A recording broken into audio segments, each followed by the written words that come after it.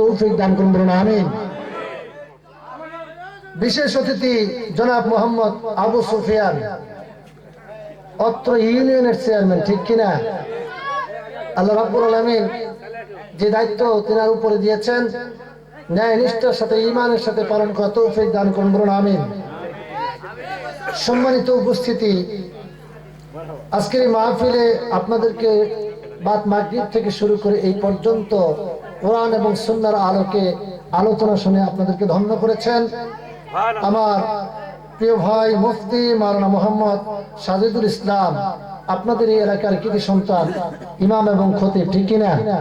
আল্লাহ সুবহানাহু ওয়া তাআলা এই ভাইয়ের কণ্ঠটিকে বিশ্বময় কবুল করুন, মহব্বতের সাথে বলে আমিন।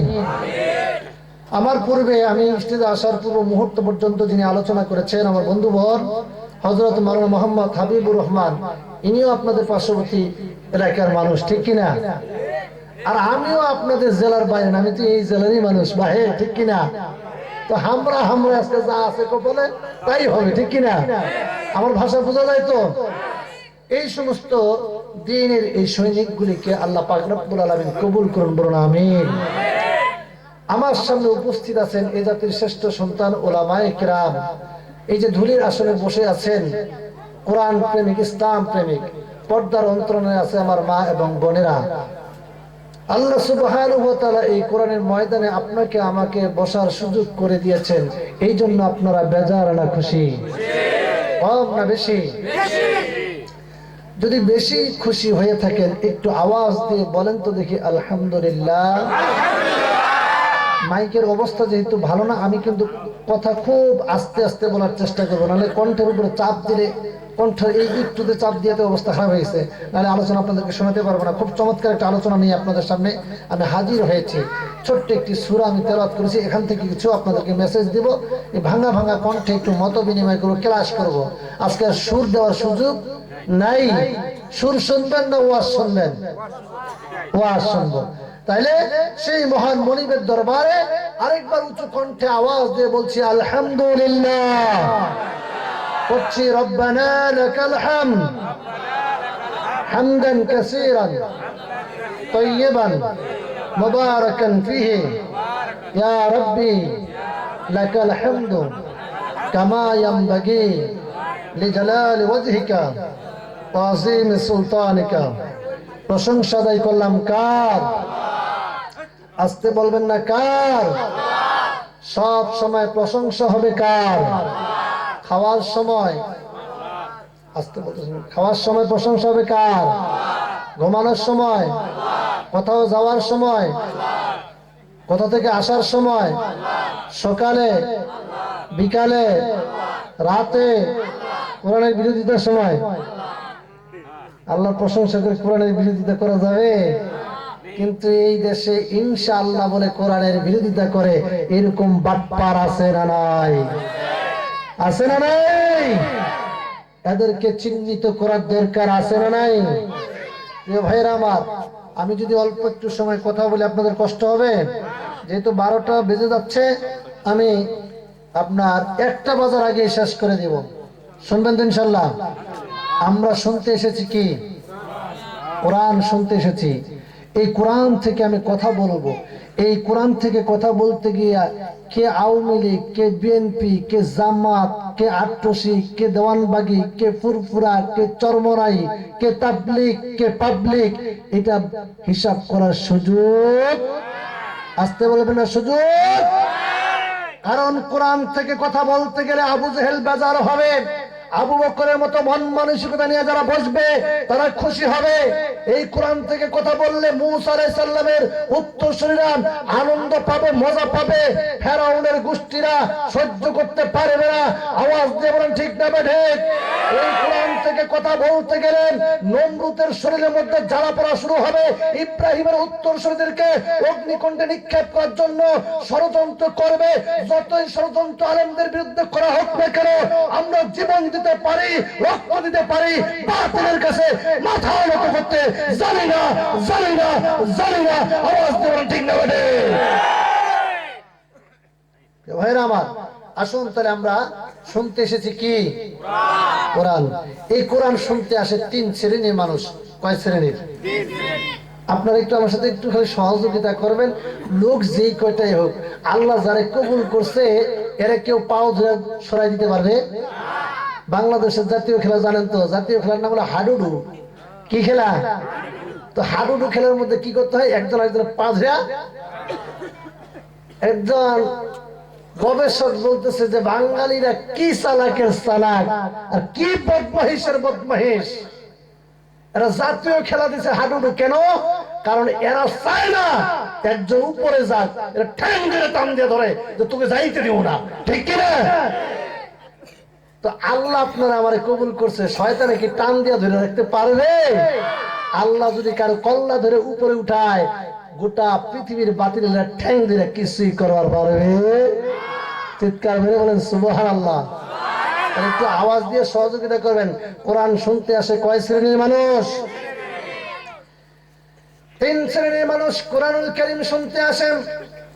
আমার প্রিয় বন্ধুগণ, কানটা খরগোশের কানের মতো একটু লাগাই দেন। সংক্ষিপ্ত সময়ে কিছু মেসেজ আপনাদেরকে দেব। যদিও মাইকের কন্ডিশন ভালো নয়, কণ্ঠটাকে শেষ করে দিল মুহূর্তের মধ্যে। তার উপরে ভাঙা কণ্ঠে যতটুকু বলা যায় শুনতে রাজি আছি তো ইনশাআল্লাহ। আমার প্রিয় ভাইরা, প্রথম নাম্বার, যারা কোরআনুল কারীম শুনতে আসেন, আল্লাহ রাব্বুল আলামিন কোরআনুল কারীমের আল্লাহ রাব্বুল আলামিন হামিম সিজদার 26 নম্বর আয়াতে কোট করলেন। কোন সূরা বললাম? ওয়াজ আজকে মুখস্থ হবে। হামিম সিজদার 26 নম্বর আয়াত রব্বুল আলামিন কোট করলেন, وقال الذين كفروا لا تسمعوا لهذا القرآن والغوا فيه لعلكم تغلبون. الله أكبر.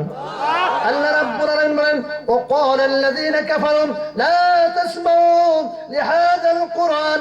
ও নবী, কাফেরদের বক্তব্য হলো, কাফেরদের ভাষণ হলো, কাফেরদের কর্মসূচি হলো। তারা বলে وقال الذين كفروا, কাফেরদের বক্তব্য, লা তাসমাউ, তোমরা কোরআন শুনবা না। নাউজুবিল্লাহ বলেন। তোমরা কোরআন শুনবা না, কোরআন শুনতে দেওয়া যাবে না, বক্তব্য হলো কাফেরের। আল্লাহ রাব্বুল আলামিন সেই কথাটাই কোট করলেন। কাফেররা বলে লা তাসমাউ লিহাদাল কুরআন, কোরআন শুনতে দেওয়া যাবে না, ওয়ালগাউ ফীহি লাআল্লাকুম তাগলিবুন। তাদের কর্মসূচি হলো কোরআনের মাহফিল যেখানে হবে সেখানে হট্টগোল করে, বিশৃঙ্খলা করে কোরআনের মাহফিল বন্ধ করে দাও। এই কর্মসূচি নিয়ে তারা আবু জেহেলের উত্তরসূরি যারা, আওয়াজ দিয়ে বলেন কথা ঠিক না বেঠিক? এরকম আবু জেহেলের ভাইরা ভাই আছে না নাই? কে কে আছে একটু হাত তুলেন তো দেখি। এখানে কে? আল্লাহ কবুল করুন, বলে আমিন। ডানে বামে আছে না নাই? এদেরকে চিহ্নিত করে রাখবেন।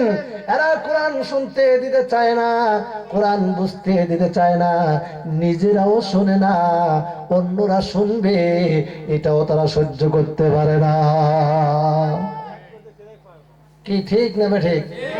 যদি ঠিক হয় ইশারা করলে জোরে করবেন ঠিক, তাহলে আমি বুঝবো যে আপনি বুঝছেন। আর যদি আপনি চুপচাপ থাকেন তাহলে আমি বুঝবো ওই যে নবীজির হাদিস, যারা কোরআনের কথা শুনে হাও বলে না, নাও বলে না, আল্লাহ নবী বলেছেন হলো বোবা শয়তান। কি শয়তান? তো আমি চাই না যে আপনারা কেউ বোবা শয়তানের কাতারে পড়েন, সবাই ঠিকঠাক বলবেন তো ইনশাআল্লাহ।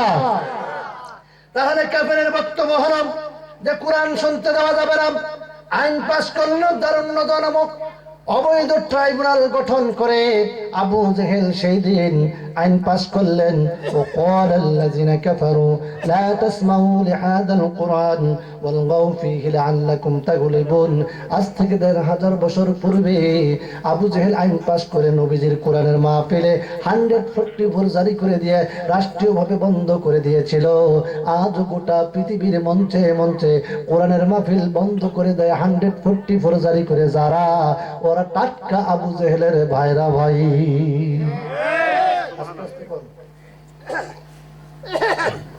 প্রিয় ভাইয়ের আমার, তাহলে 1 নাম্বার খারাপ যারা কোরআন শুনতে দিতে চায় না।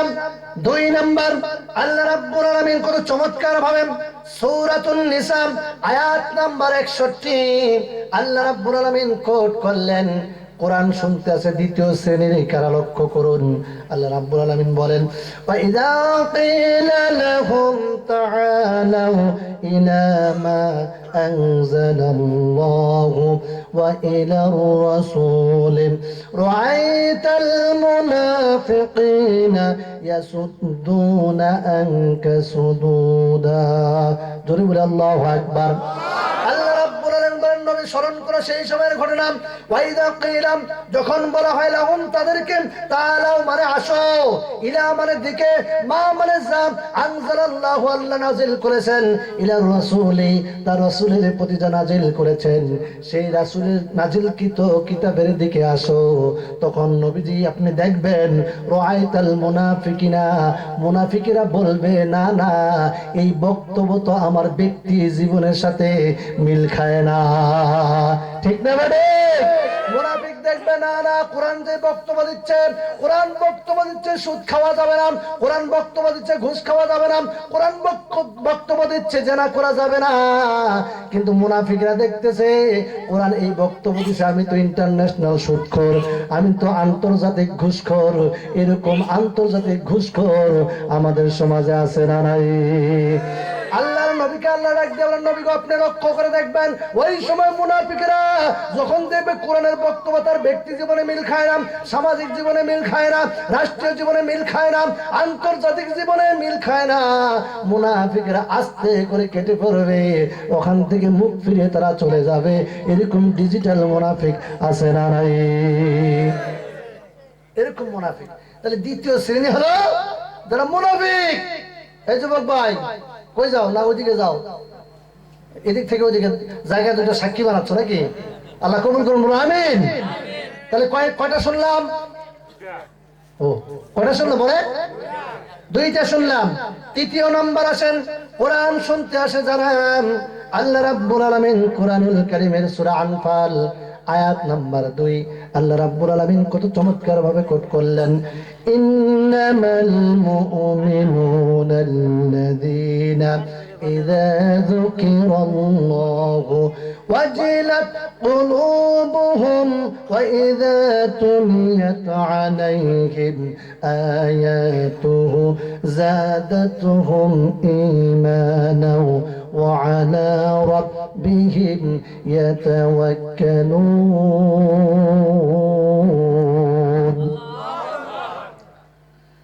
আল্লাহ তুমি হেফাজত করো। আরেকটু জোরে বলে আল্লাহু আকবার।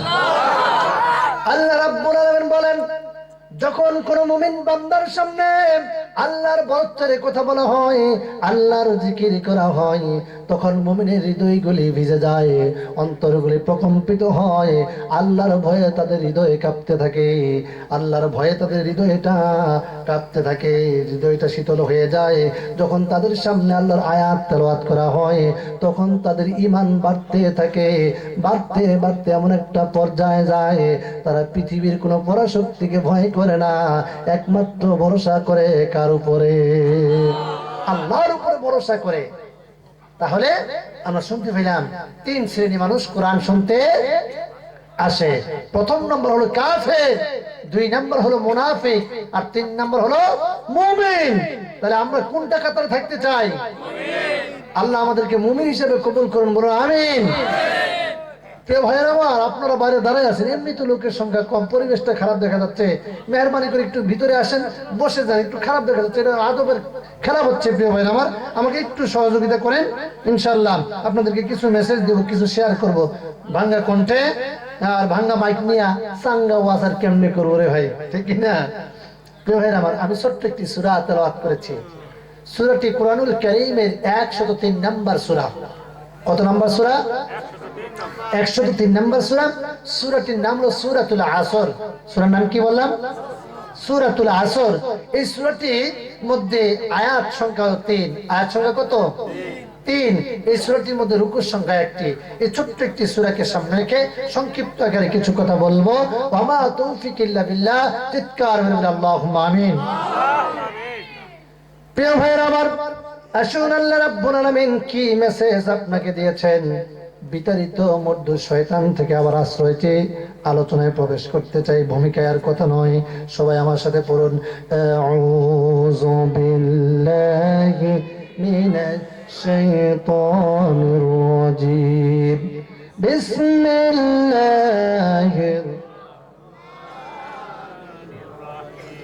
والعصر إن الإنسان لفي خسر إلا الذين آمنوا وعملوا الصالحات وتواصوا بالحق وتواصوا بالصبر. الله أكبر. মানে বিষয়টা আমি তেলাওয়াতে টান দেব, মাইকের দম নেই, এই জন্য টান দিতে পারতেছেন। মন খারাপ করতেছেন? যদি মাইকের ইয়েটা ঠিক থাকতো তাহলে টান দেওয়া যাইতো। মানে আমি যে দমটা রাখবো সেই ক্যাপাসিটি মাইকের মধ্যে নাই। প্রিয় ভাইরা আমার, মন খারাপ করার কোনো কারণ নাই। আল্লাহ আমাদের নসিবে যেটা রেখেছেন এটাই হবে, ঠিক কিনা? করার কিচ্ছু নাই। আল্লাহ পাক বলছেন, ওয়াল আসর, সময়ের কসম, মহাকালের শপথ। প্রিয় ভাইরা আমার, একটু চিন্তার খোরাক দেওয়ার চেষ্টা করব। এই পৃথিবীতে আল্লাহ রাব্বুল আলামিন আপনাকে আমাকে যত সম্পদ দিয়েছেন, যত জিনিস আল্লাহ রাব্বুল আলামিন দিয়েছেন, তার মধ্যে সবচেয়ে মূল্যবান সম্পদ হলো আপনার আমার হায়াত। সুবহানাল্লাহ বলবেন না? আলহামদুলিল্লাহ বলবেন না? ওয়াল আসর, সময়ের কসম, মহাকালের শপথ করে আল্লাহ পাক সময়ের গুরুত্ব বুঝাচ্ছেন। আল্লাহু আকবার। কারণ এই সময়টার অন্যরকম দাম। আপনার আমার যদি হায়াত এই মুহূর্তে শেষ হয়ে যায়, আমার নাম আর নাম থাকবে না, আমাকে বলবে লাশ, ঠিক কিনা? আমাকে লাশ বলবে। আল্লাহ রাব্বুল আলামিন বান্দারে, আল্লাযী খালাকাল মাউতা ওয়াল হায়াতা লিয়াবলুয়াকুম আইয়ুকুম আহসানু আমালা। জোরে বলেন আল্লাহু আকবার। আল্লাহ রাব্বুল আলামিন বলেন, বান্দারে, আমি তোমাদের জন্য হায়াত দিলাম এবং মওত সৃষ্টি করলাম, দুইটা জিনিস দিয়া পৃথিবীতে পাঠিয়ে দিলাম। আমি দেখতে চাই আমলের দিক দিয়ে কে শ্রেষ্ঠ হতে পারে। সুবহানাল্লাহ। তাহলে এই হায়াতের গুরুত্ব, এই হায়াতের মর্যাদা দেওয়ার দরকার আছে না নাই? প্রিয় ভাইরা আমার, এই তো আমাদের দেশের মানুষের গড় আয়ু, মানুষ গড় বেঁচে থাকে 60 থেকে 65 বছর, ঠিক কিনা? এর মধ্যে সবাই বিদায় নিয়ে যাচ্ছে। একটু চিন্তা করে, একটু গবেষণা করে, আমার যদি হায়াত আল্লাহ পাক 60 বছর দিয়ে থাকেন, 30 বছর তো চলে গেছে, হেলায় খেলায় কেটেছি, সালাত আদায় করি নাই, নামাজে যাই নাই, রোজা রাখি নাই, ভালো কাজ করি নাই, সুদের সাথে, গান বাজনার সাথে, বেহায়াপনার সাথে, অপকর্মের সাথে জীবনটাকে শেষ করে দিয়েছি। কি জবাব দেব আল্লাহর কাছে? এই যে সময়গুলো নষ্ট করলাম, জবাব নেবেন কে? জবাব দেওয়ার দরকার আছে না নাই? এই সময়ের গুরুত্ব বুঝাতে গিয়ে আল্লাহ রাব্বুল আলামিন সময়ের কসম কাটলেন। যে আল্লাহ রাব্বুল আলামিন আকাশ জমিন কুল কায়নাত সৃষ্টি করলেন, সেই রাব্বুল আলামিন কসম কেটে বান্দাদেরকে বুঝাচ্ছেন, বান্দারে, এই হায়াতের দাম বড় বেশি, ঠিক কিনা? হায়াত থাকলে আপনার দাম আছে, হায়াত শেষ হয়ে গেলে আপনার কোনো দাম নেই। যেই বিবিকে নিয়ে রাত কাটাতেন, যেই সন্তানকে পাশে নিয়ে ঘুমাতেন, সেই সন্তান আপনাকে পাশ থেকে রেখে চলে যাবে, বিবি চলে যাবে, বলবে তাড়াতাড়ি বের করো, ঘরের ভিতরে রাখার আর সুযোগ বের করে দিবে আপনার প্রিয়তম স্ত্রী, আপনাকে পাশে রাখবে না। যেই সন্তানটার জন্য আপনি মাথার ঘাম পায়ে ফেলে কামাই করে রোজগার করে বাড়ি করলেন, গাড়ি করলেন, ধন সম্পদ করলেন, আপনার হায়াত শেষ হয়ে গেলে ওই সন্তানটাও নিষ্ঠুরের মতো বলবে, হুজুর তাড়াতাড়ি আমার বাবাকে বের করে গোসল দিয়ে কাফন দাফন সম্পন্ন করেন, ঠিক কিনা?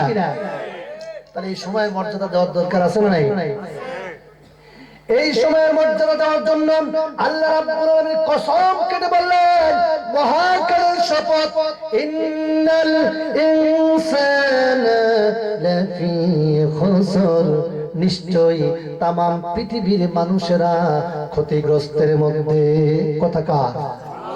আল্লাহ পাক বলছেন সময়ের কসম মহাকালের শপথ নিশ্চয়ই তামাম পৃথিবীর মানুষেরা ক্ষতিগ্রস্তের মধ্যে আছে।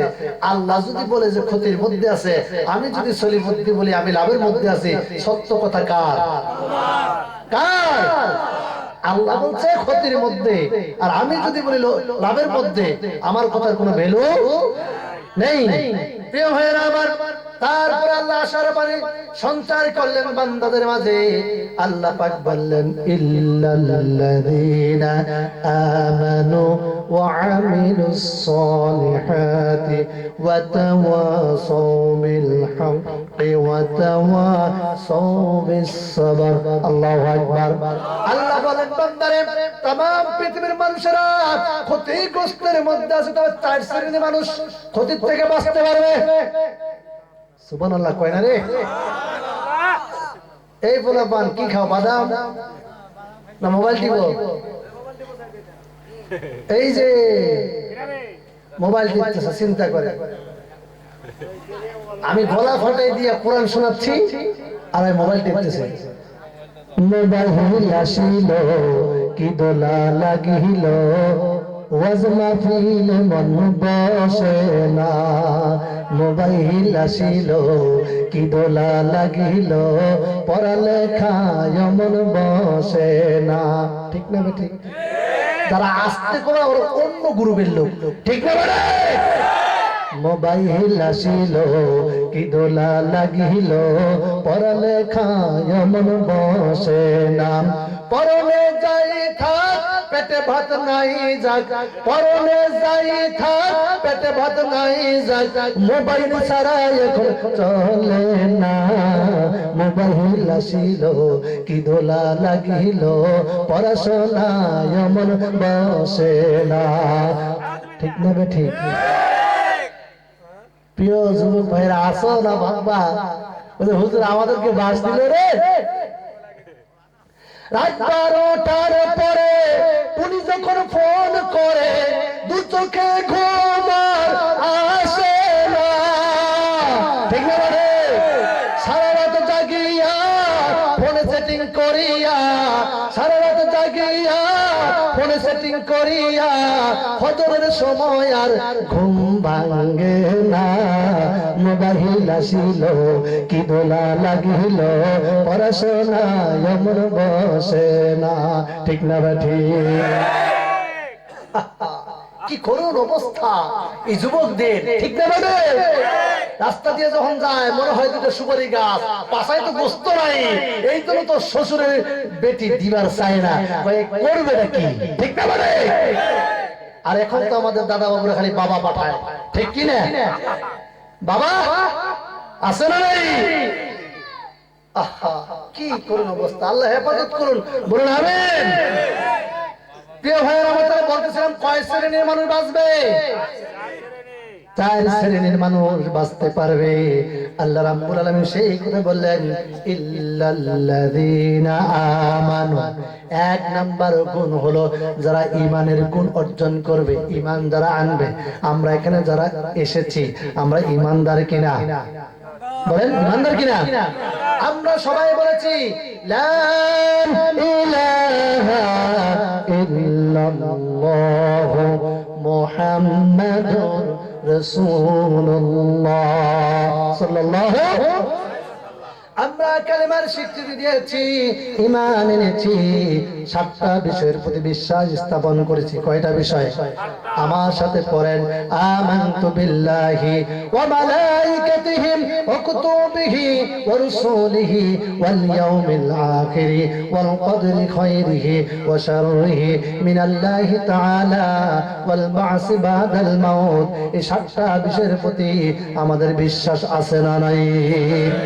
এই 7টা বিষয়ের প্রতি যারা ঈমান আনবে, আল্লাহ রাব্বুল আলামিন বললেন ঈমান আনবে যারা সফল কাম হবে তারা। সুবহানাল্লাহ। 3 দিন পরে কইেন সুবহানাল্লাহ।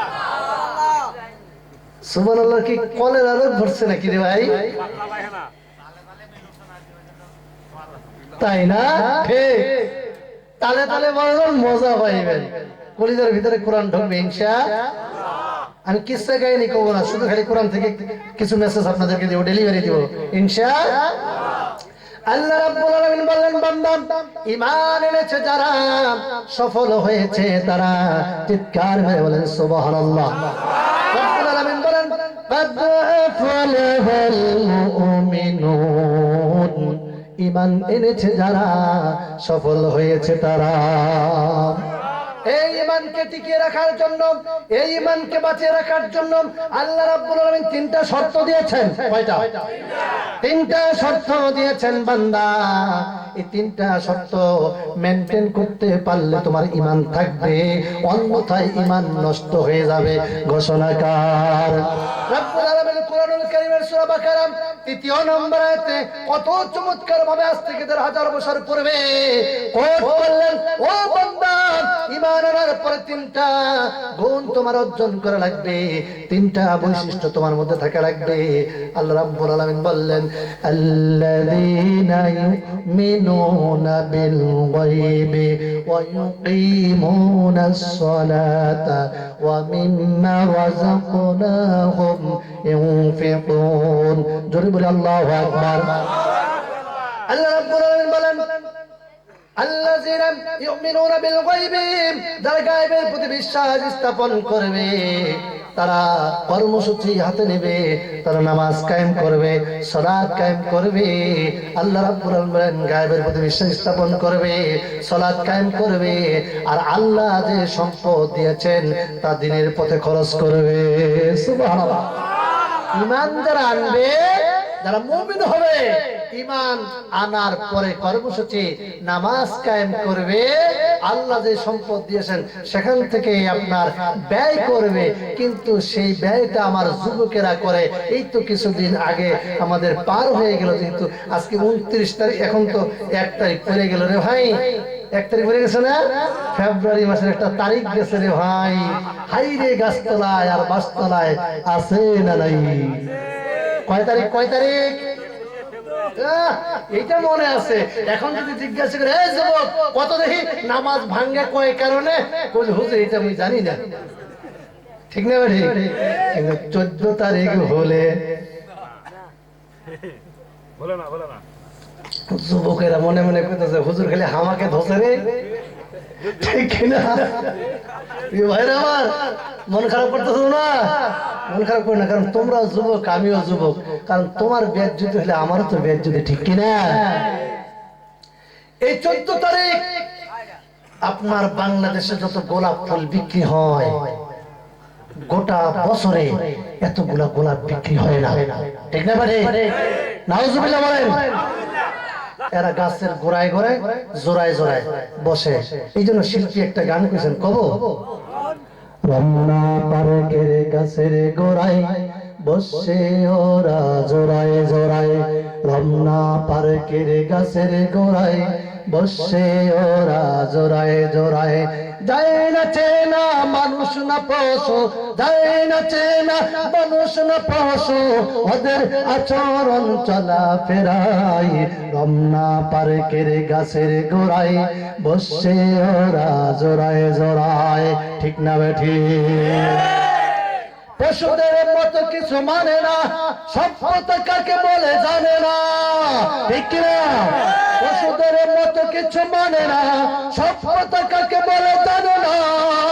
প্রগতির স্লোগানে যাহা কিছু করছে, প্রগতির স্লোগানে যাহা কিছু করছে, ভাদরের কুকুরও হার মেনে যায়। ঠিক কিনা?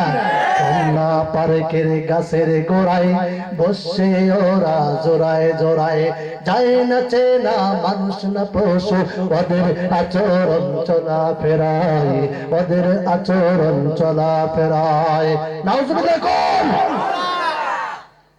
ইন্টারনেটে ভাইরাল হয়েছিল একটা সন্তান, নবজাতক সন্তান কুকুরে কামড় দিয়ে নিয়ে যাচ্ছে আশরাফুল মাখলুকাত। এটা বাংলার জমিনে এই দৃশ্য দেখা মানে হলো আগামী প্রজন্মগুলি কিভাবে অবৈধ সন্তান এই জমিনে জন্মগ্রহণ করতেছে। ঠিক কিনা? ভার্সিটি থেকে আপনার কুকুর একটা নবজাতক সন্তানকে নিয়ে যাচ্ছে, এটা কি বৈধ সন্তান না অবৈধ সন্তান? অবৈধ সন্তান অবৈধ সম্পর্ক করে বাবা মাকে দেখাতে পারবে না মুখ, এই জন্য বাচ্চাটাকে সেখানে ড্রেনের মধ্যে ফেলে দিয়েছে। আর কুকুর সেই বাচ্চা নিয়ে যখন আপনার যাচ্ছে, আল্লাহর এক বান্দা সেটাকে ক্যামেরায় বন্দি করে নেট দুনিয়ায় ভাইরাল করে দিয়েছে। কথা বলেন ঠিক না ঠিক? আল্লাহ এই জাতিকে সঠিক সমঝ দান করুন, বলুন আমিন। তাহলে প্রথম নাম্বার গুণ কি অর্জন করা লাগবে? ভুলে গেলেন? মানে গান শুনে আপনার পয়েন্ট ভুলে গেলে হবে নাকি রে ভাই? মানে বিষয় হলো, আমি তো জ্যাকেট কিনতে গেছি, পকেট তো কিনতে যাই নাই, ঠিক কিনা? আচ্ছা, আপনি কি কোনোদিন পকেট কিনতে যান না জ্যাকেট কিনতে যান? বলেন বলেন বলেন। জ্যাকেট কিনলে পকেট ফ্রি পাওয়া যায়, তো ওয়াজের মাঝে মাঝে সঙ্গীত এমনি ফ্রি পাবেন রে ভাই, ওটা ফ্রি খাবার দিছি। কিন্তু জ্যাকেটটা হলো মূল। জ্যাকেটটা কি?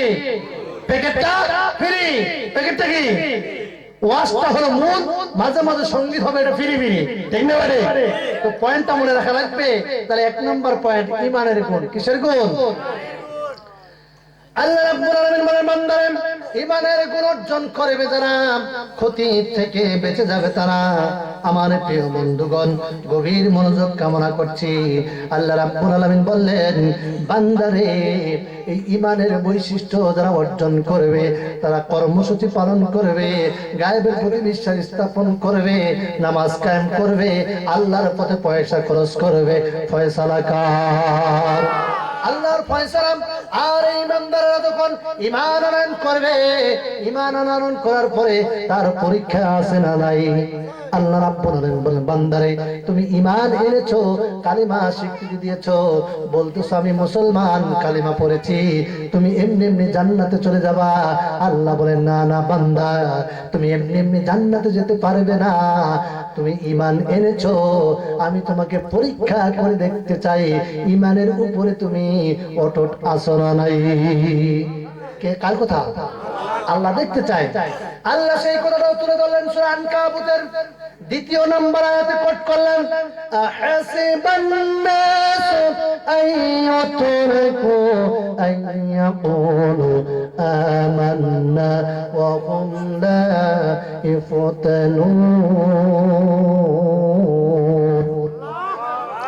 আল্লাহ রাব্বুল আলামিনের বান্দারে, তোমরা কি মনে করো কালেমার স্বীকৃতি দিবা আর আমি তোমাদেরকে জান্নাত দিয়ে দেব? না না, আমি তো এখনো পর্যন্ত তোমাদের পরীক্ষা করি নাই। আমরা বললাম, আল্লাহ তুমি পরীক্ষা করবা কয়টা জিনিস দিয়া? আল্লাহ রাব্বুল আলামিনের বান্দা, শোনো শোনো, আমি তোমাদেরকে পরীক্ষা করব কয়টা জিনিস দিয়া। ওয়ালা নাবলুওয়ান্নাকুম, পড়েন, ওয়ালা নাবলুওয়ান্নাকুম বিশাইইন মিনাল الخوف والجوع ونقص من الأموال والأنفس والثمرات وبشر الصابرين. جرب الله أكبر. الله رب العالمين বান্দারা, যখন তুমি ঈমানের দাবি করবে, আমি আল্লাহ রাব্বুল আলামিন পরীক্ষা করব ঈমানের দাবিতে তুমি সত্যবাদী কিনা, আর পরীক্ষা করব 4টি জিনিস দিয়া। সুবহানাল্লাহ, 4টা জিনিস দিয়া পরীক্ষা করবে। وَلَنَبْلُوَنَّكُمْ بِشَيْءٍ مِنَ الْخَوْفِ وَالْجُوعِ وَنَقْصٍ مِنَ الْأَمْوَالِ وَالْأَنفُسِ وَالثَّمَرَاتِ وَبَشِّرِ الصَّابِرِينَ। আল্লাহ রাব্বুল আলামিন বলেন, বান্দা 1 নাম্বার পরীক্ষা নেব ভয়ের দ্বারা। কিসের দ্বারা? ভয় ভীতির দ্বারা পরীক্ষা নেব। এখন এই ভয়টা আপনার কিসের ভয় থাকবে? ভয় থাকবে বাতিল শক্তিরা কখন যেন আপনাকে ক্রস ফায়ার দিয়ে দুনিয়া থেকে বিদায় করে দেয়, কখন যেন বাতিল শক্তিরা আপনাকে এরেস্ট করে বাড়ি থেকে নিয়ে চলে যায়। এরকম ভয়ের মাধ্যমে আপনি চলাফেরা করবেন, এই ভয়ের মাধ্যমে পরীক্ষা নেবেন তিনি কে? তারপরে আল্লাহ রাব্বুল আলামিন বলেন, বান্দা তোমার ক্ষুধার দ্বারা তোমার পরীক্ষা নেব। এমন অভাব অনটন আসবে, খেতে পাবে না, সকালবেলা খাবে, দুপুরে খাবার পাবে না, ক্ষুধার যন্ত্রণা দিয়ে পরীক্ষা নেবেন তিনি কে? আল্লাহ রাব্বুল আলামিন বললেন, ক্ষুধার দ্বারা তোমাদের পরীক্ষা নেব, সম্পদের ক্ষতির দ্বারা পরীক্ষা নেব, এমনকি সন্তান সন্ততির ক্ষতির মাধ্যমে আমি আল্লাহ রাব্বুল আলামিন পরীক্ষা নেব। এই পরীক্ষা যখন আমি করব, বিপদ আসবে, মুসিবত আসবে। বিপদ এবং মুসিবতে ঈমানদারেরা কখনো হতাশ হয় না, ভরসা করে কার উপরে? আসতে বলবেন না, কার উপরে? এই মুমিন বান্দারা বিপদে পড়লে বলবেন, আল্লাযীনা ইযা আসাবাতহুম মুসিবাতুন ক্বালু ইন্না লিল্লাহি ওয়া ইন্না ইলাইহি রাজিউন। জোরে বলে আল্লাহু আকবার। আল্লাহ রাব্বুল আলামিন বলেন, এই ইমানদাররা বিপদে পড়বে, মুসিবতে পড়বে, তখন তারা বলবে এটা তো আল্লাহর পক্ষ থেকে এসেছে, আর আমাকে তো আল্লাহর দিকেই ফিরে যাওয়া লাগবে, ঠিক কিনা? আল্লাহর দিকেই ফিরে যেতে হবে। আল্লাহ রাব্বুল আলামিন বলেন, বান্দা যখন বিপদ আসবে, মুসিবত আসবে, তখন ধৈর্য ধারণ করে সাহায্য চাইতে হবে কার কাছে? يا أيها الذين آمنوا استعينوا بالصبر والصلاة إن الله مع الصابرين। جرب الله أكبر। الله رب العالمين বলেন, বান্দা তোমরা নামাজের মাধ্যমে ধৈর্য সহকারে সালাতের মাধ্যমে আমি আল্লাহর কাছে সাহায্য চাও, আর জেনে রাখো ইন্নাল্লাহা মা'আস সাবিরিন, নিশ্চয়ই আল্লাহ ধৈর্যশীলদের সাথে আছেন। চিৎকার মেরে বলেন সুবহানাল্লাহ।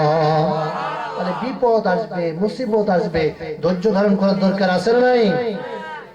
তাহলে এক নম্বর বৈশিষ্ট্য হলো আপনার ইমানের গুণ অর্জন করতে হবে। কিসের গুণ? ইমানের গুণ অর্জন করা লাগবে। প্রিয় ভাইয়েরা আমার, এখন আপনাদের কাছে জানতে চাই, আমরা যে সালাত আদায় করি, সালাত আদায় করতে গেলে প্রথমে কি করা লাগে? কথা বলেন। আমি কিন্তু একটু বেয়াদবি করছি, চা খাচ্ছি, এটা কিন্তু ঠিক না, কিন্তু বিষয়টা তো মাইকটার কারণে আমাকে আজকে চা খাইতে হচ্ছে। গোটা আলোচনায় আমি 1-1.5 ঘন্টা 2 ঘন্টা আলোচনা করলে চা ওইরকম খাই না, কারণ মাইকটা চলতেছে না, এই জন্য আমি চা খাচ্ছি, না বলে আমার চলতেছে না, বেয়াদবি ক্ষমা করবেন। তাহলে নামাজ পড়তে গেলে প্রথমে আমরা কি করি? ওযু করি। ওযুর ফরজ কয়টা? ওযু নষ্ট হয় কয় কারণে? মাশাআল্লাহ, কয়েকজনে বলছেন কয় কারণে? 7 কারণে ওযু নষ্ট হয়ে যায়। এখন এই 7 কারণ যদি কোনো মুসলমান না জানে, নামাজে দাঁড়ানোর পরে যে কোনো একটা কারণ যদি সংগঠিত হয়ে যায়, নামাজ থাকবে না, ভাঙবে। এখন এই 7টা কারণ জানা লাগবে না? অবশ্যই অবশ্যই 7টা কারণ আপনাকে জানা লাগবে। এখন বলেন, ওযু ভঙ্গের কারণ 7টা, নামাজ ভঙ্গের কারণ আছে না নাই? নামাজ ভঙ্গের কারণ কয়টা? এই দেখেন ছোট্ট ছোট্ট ছেলেগুলো মাদ্রাসাতে যায়, ওরা মুখস্থ করে ফেলছে। নামাজ ভঙ্গের কারণ কয়টা? এখন আপনাদের কাছে জানতে চাই, ওযু ভঙ্গ হয়ে গেলে নামাজ হয় না, হয় কি? তারপরে নামাজ ভঙ্গের কারণ 19টার একটা হইলে নামাজ নষ্ট হয়ে যায়, নামাজ ভঙ্গ হয়ে যায়, নামাজ আর নামাজ থাকে না, আবার তাকে পুনরায় পড়া লাগে। প্রিয় ভাইয়েরা আমার, মুসলমান জানতে চাই, আপনার আমার সবচেয়ে দামি সম্পদ, জান্নাতে যাওয়ার জন্য একটা দামি সম্পদ, সেটার নাম হলো ঈমান। এই ঈমান ভঙ্গের কারণ আছে না নাই?